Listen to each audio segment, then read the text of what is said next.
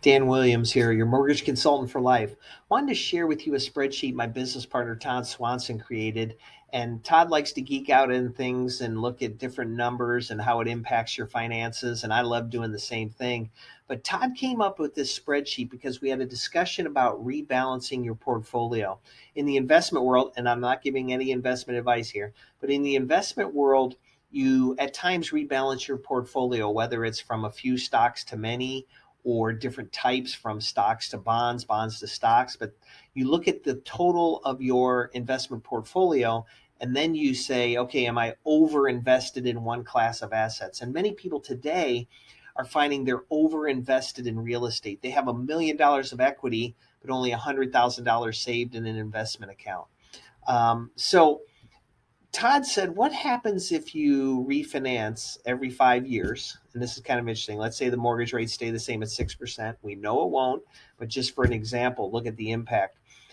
I'm going to bump this up to a 10% rate of return, which is what historically we've averaged for the last 30 years approximately.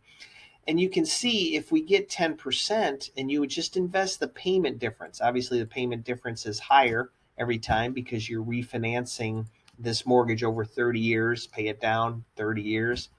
So if you get that 10% rate of return over 30 years, you're going to have a $544,000 loan balance, which obviously can pay off your mortgage. Plus, you put an extra 200K in your pocket. You can also put it in a pre-tax account, and that number grows even faster. Let's say it's a 401k IRA, you're putting that money in, you're contributing more to those vehicles. Then that gets up to 724. But this is the part of the spreadsheet that I love. I'm fascinated by.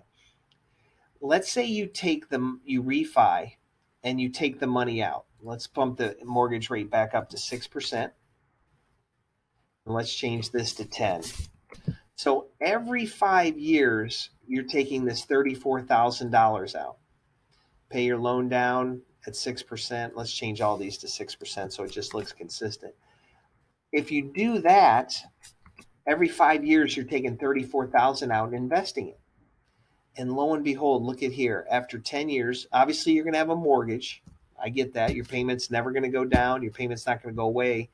But in 30 years, you're going to have almost $1 million in outside investments of your house, and you still have this $465,000 mortgage, which you could pay off.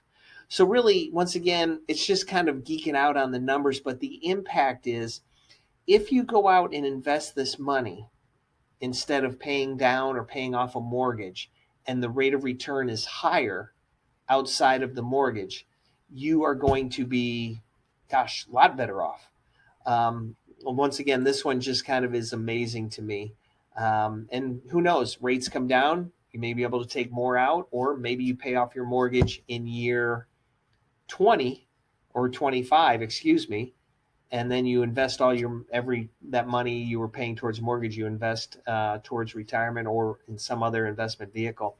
But it really is about moving some of the equity out from under the roof into a different asset class, stocks, bonds, etc. So, anyways, let me know if you have any questions about this. I just thought it was kind of fascinating, or you want me to run some numbers on a scenario you may have in your head. I'm happy to help. Take care, enjoy the day, and I'm here if you need me.